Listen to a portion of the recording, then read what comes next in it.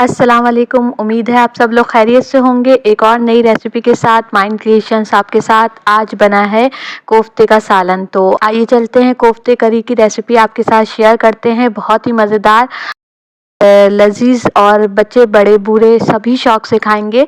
तो एक दफ़ा ज़रूर ट्राई करिएगा मेरी रेसिपी के साथ, यकीन जाने कि सब वाह वाह करते रह जाएंगे। तो आइए चलते हैं रेसिपी कार्ड की जानिब। इसमें दो मसाले हैं जिसमें मैं एक करी बनाऊंगी कोफ्ते की और दूसरा बनेंगे कोफ्ते। तो दोनों के अंदर मैंने सारी चीज़ें अलग अलग कर दी हैं। तो कोफ्ते की जो करी बनेगी उसके लिए हमें प्याज और अदरक लहसुन का पेस्ट, दही और नमक, मिर्च, हल्दी, पिसा धनिया, कश्मीरी लाल मिर्च और थोड़ा सा उसमें लौंग, काली मिर्च, जीरा, ये सारी चीज़ें जो हैं डलेंगी। मैं आपको बताऊंगी स्टेप बाय स्टेप कि कैसे करी बनानी है।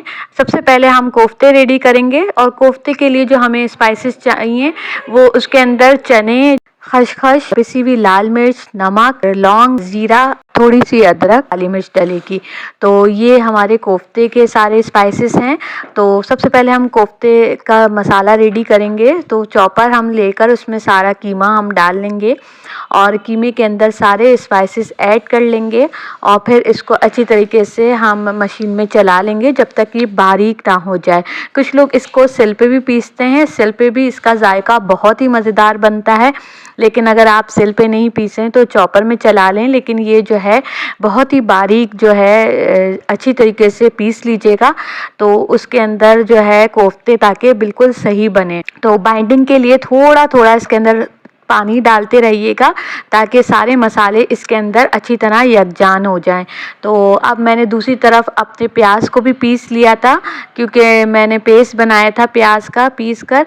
तो ये दोनों चीज़ें मेरी रेडी हो गई थी। तो अब चलेंगे हम अपनी करी की जानिब और करी को रेडी करेंगे सबसे पहले। उसके बाद जो है फिर हम कोफ्ते बनाएंगे। हमारा मसाला सारा रेडी हो गया था। तो अब हम कोफ्ते की तरफ चलेंगे और कोफ्ते जो हैं थोड़ी देर बाद बनाएंगे। सबसे पहले हम अपने मसाले को रेडी करेंगे। तो सबसे पहले जो है हम फ्लेम करके ऑन और इसके अंदर ऑयल डाल लेंगे। ऑयल के अंदर थोड़ा सा जो हमारा गरम मसाला है साबुत वो डालकर हम उसको सौते करेंगे जिसमें लौंग, जीरा और काली मिर्च है। इसके बाद हम इसके अंदर अदरक लहसुन का पेस्ट डालेंगे और फिर प्याज का पेस्ट डालेंगे। तो ये चीज़ें जो हैं हम थोड़ा थोड़ा सौते करेंगे। और उसके बाद मैंने एक हरी मिर्च डाल ली थी और मुझे हरी मिर्च का टेस्ट बहुत अच्छा लगता है अगर वो तेल में फ्राई हुई भी हो। कोई सा भी सालन हो, सब्ज़ी का या किसी भी, तो उसके अंदर अगर आप एक या दो हरी मिर्च डाल के फ्राई कर लें तो ऑयल के अंदर जो है ना बहुत अच्छा एरोमा फ्रेगरेंस आ जाती है। तो अब मैंने इसको डालकर अदरक लहसुन डाल के भी थोड़ा सा सौते कर लिया था।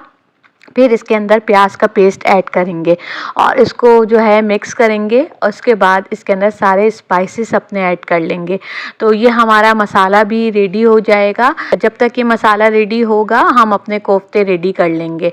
तो ये चीज़ें जो हैं टाइम लेंगी। प्याज को थोड़ा सा अच्छी तरीके से भुनने में थोड़ा टाइम लगेगा।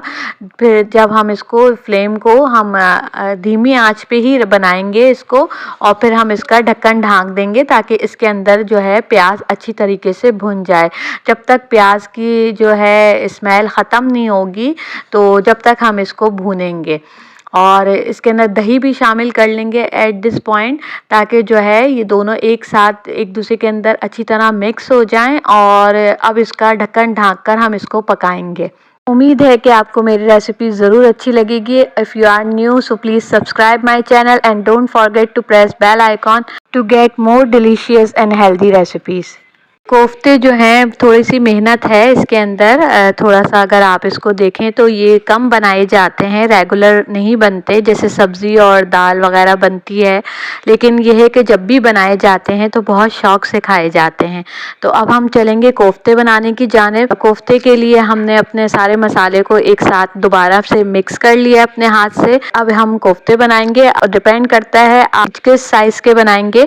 तो मैंने तो अपने साइज़ जो मुझे चाहिए चाहिए था उस हिसाब से बॉल्स बना ली थी। थोड़ा पानी लगाते जाएंगे अपने हाथों पे और इसको जो है हाथ में हल्के हाथों से टैप करेंगे और फिर इसको बॉल्स बना लेंगे हम।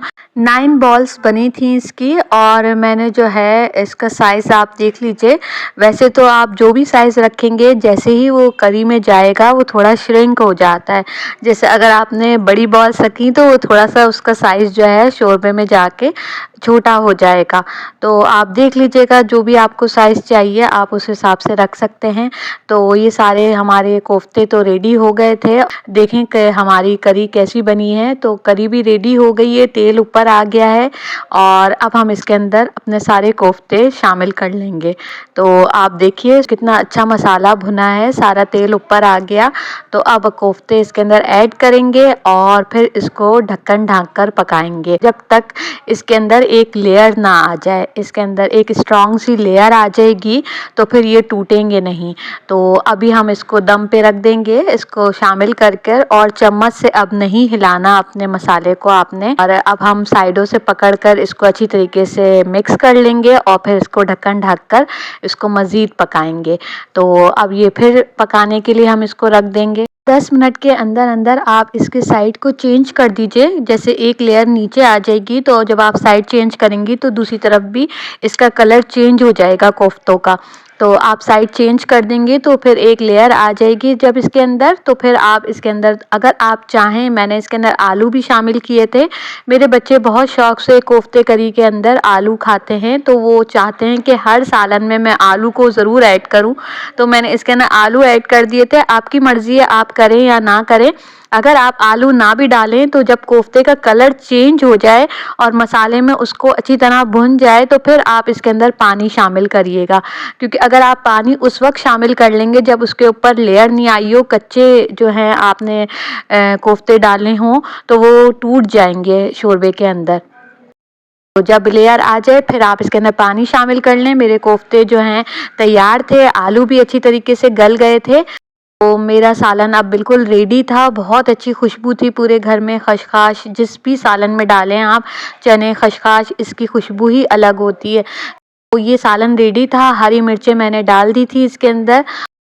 फिर थोड़ी देर इसको दम पे रखूँगी और सालन तैयार था। आप इसको जो है चपाती या फिर तंदूर की रोटी के साथ या अफ़गानी नान के साथ सर्व करें। बहुत ही मज़ेदार कोफ्ते बने थे। ज़रूर ट्राई करिएगा मेरी रेसिपी। मुझे उम्मीद है कि आपको मेरी रेसिपी पसंद आई होगी। अगर पसंद आए तो प्लीज़ लाइक कर दीजिएगा, शेयर ज़रूर कर दीजिएगा ताकि दूसरे भी आसानी से ये चीज़ ट्राई कर सकें। तो अब फिर एक और नई recipe, healthy tips and tricks के साथ ज़रूर हाज़िर होंगी। आप लोग भी अपना बहुत ख़्याल रखिएगा, मुझे अपनी दुआओं में याद रखिएगा। अल्लाह पाक आप सब लोगों के रिज़्क़ में बेइंतहा बरकत दे। अल्लाह ताला सबके दस्तरख़्वान को भरा रखे। अगर रेसिपी अच्छी लगी तो लाइक करते जाइएगा प्लीज़। फिर मिलेंगे इंशाअल्लाह। जब तक के लिए फ़ी अमान अल्लाह।